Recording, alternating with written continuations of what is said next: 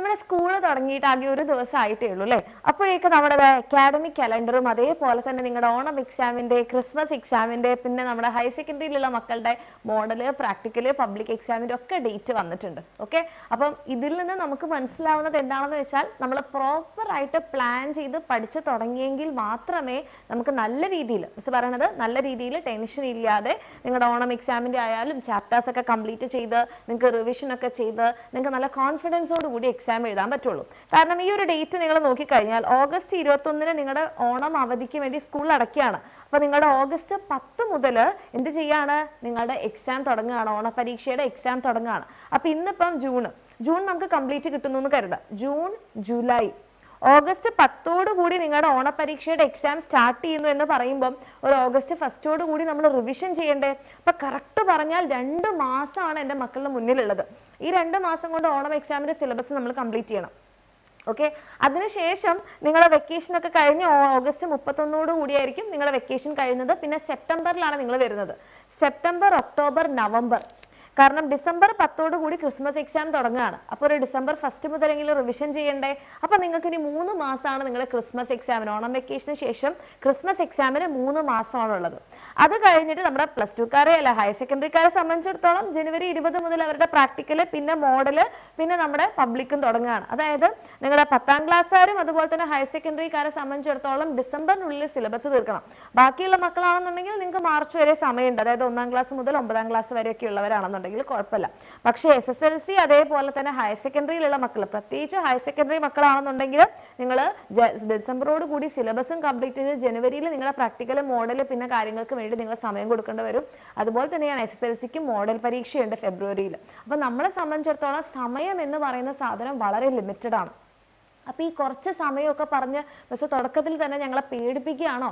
അല്ല, എൻ്റെ കുട്ടികൾ എക്സാമിൻ്റെ സമയമാവുന്ന സമയത്ത് പേടിയാവാതെ, ടെൻഷൻ ആവാതെ, സ്ട്രെസ് ആവാതെ പഠിക്കാനുള്ള കാര്യങ്ങളാണ് മിസ് പറഞ്ഞിരുന്നത്.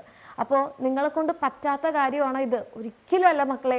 നിങ്ങൾ സ്ട്രക്ചേർഡ് ആയിട്ട്, പ്ലാൻഡ് ആയിട്ട് എൻ്റെ കുട്ടികൾ പഠിക്കുകയാണെന്നുണ്ടെങ്കിൽ നിങ്ങൾക്ക് ടോപ്പേഴ്സ് ആവാൻ വേണ്ടി പറ്റും. അപ്പോൾ അതിൻ്റെ ഏറ്റവും വലിയ എക്സാമ്പിളാണ് നമ്മുടെ എക്സാമിൻ്റെ നമ്മുടെ ബാച്ചിൽ പഠിച്ചിട്ടുള്ളത്. നിങ്ങൾ ഇപ്പോൾ നോക്കിക്കഴിഞ്ഞാൽ നമ്മുടെ ഉയരേ ബാച്ച്, നമ്മുടെ +2 ബാച്ചിൽ ഫുൾ മാർക്ക് വാങ്ങിച്ച ആൾക്കാരാണ്. നിങ്ങൾ നോക്കിക്കേ, 1 മാർക്ക് പോലും പോവാതെ, ഓക്കെ, 1200 വാങ്ങിച്ച ആൾക്കാരാണ് ഇവർ.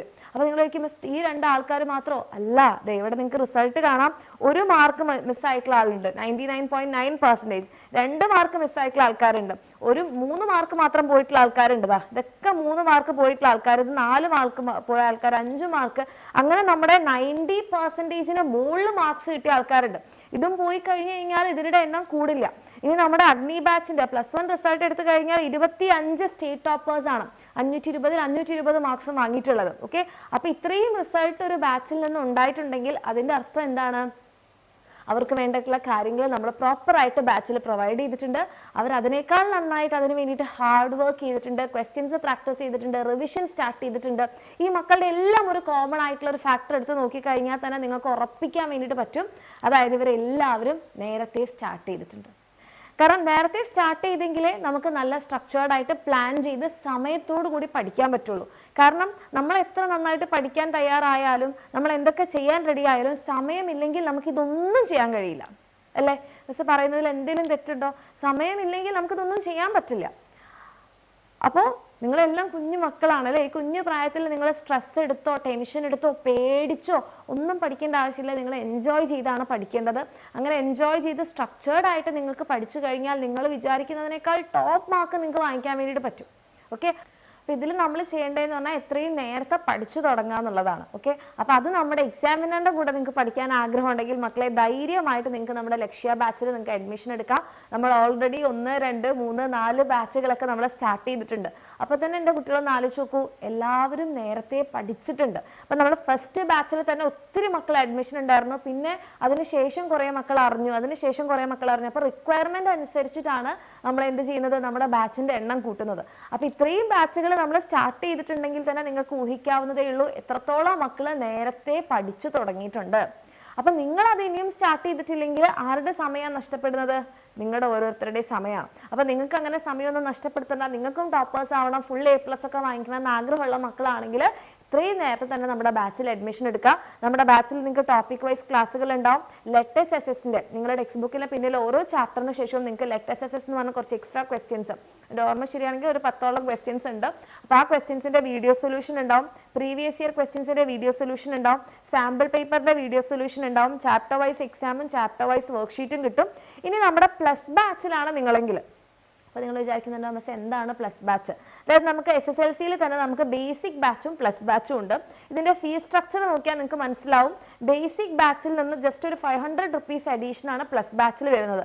പക്ഷേ ആ പ്ലസ് ബാച്ചിൽ നിങ്ങൾക്ക് ഫുൾ ബുക്ക് സെറ്റ്, ഇത്രയും രൂപ വർത്ത് ആയിട്ടുള്ള ഫുൾ ബുക്ക് സെറ്റ്, നമ്മുടെ 3000+ ക്വസ്റ്റ്യൻസ് ഉള്ള ക്വസ്റ്റ്യൻ ബാങ്ക്, SSLCൻ്റെ റിവിഷൻ ബാച്ച്, ഈ കാര്യങ്ങളെല്ലാം നിങ്ങൾക്ക് ഒരു ജസ്റ്റ് 500 റുപ്പീസ് അഡീഷന് കിട്ടും. ഓക്കെ, അപ്പോൾ താല്പര്യമുള്ള മക്കളാണെന്നുണ്ടെങ്കിൽ നിങ്ങൾ ലേറ്റ് ആകാതിരിക്കുക.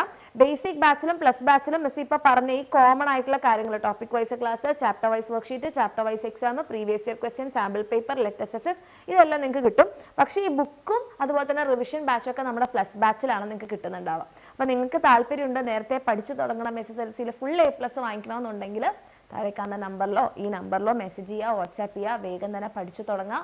എല്ലാവർക്കും ഓൾ ദി ബെസ്റ്റ്.